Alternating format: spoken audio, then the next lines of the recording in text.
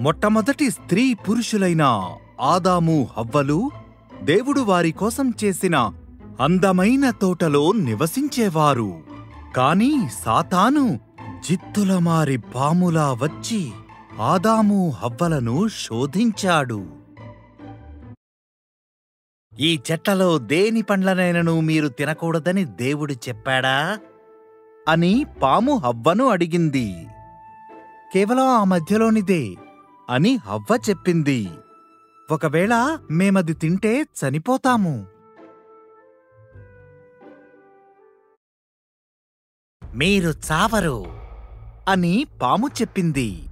మీరు ఆ చెట్టు పండ్లను తినొద్దని దేవుడు చెప్పడానికి ఒక కారణముంది. ఒకవేళ తింటే మీరు ఆయనలాగా అవుతారు.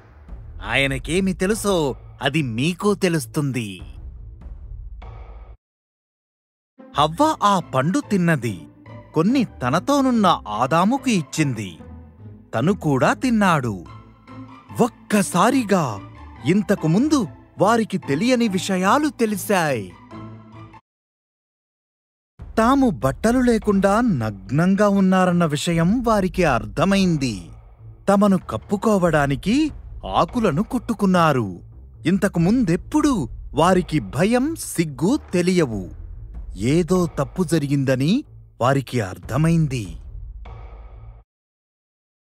ఆదామా, హవ్వా అని దేవుడు పిలిచాడు.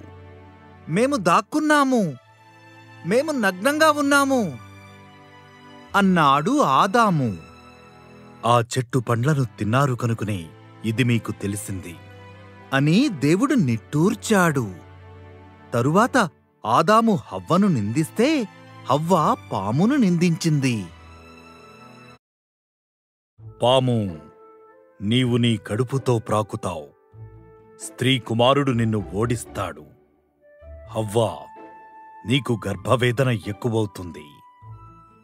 ఆదామా, ఆహారం పండించడం నీకు కష్టమవుతుంది అన్నాడు దేవుడు.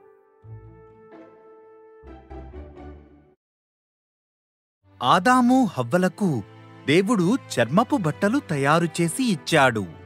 వారిని ఆ తోట నుండి బయటకు పంపాడు. వారు తిరిగి తోటలోకి వెళ్లకుండా ఆయన ఒక దేవదూతను మండుచున్న ఖడ్గంతో నిలబెట్టాడు.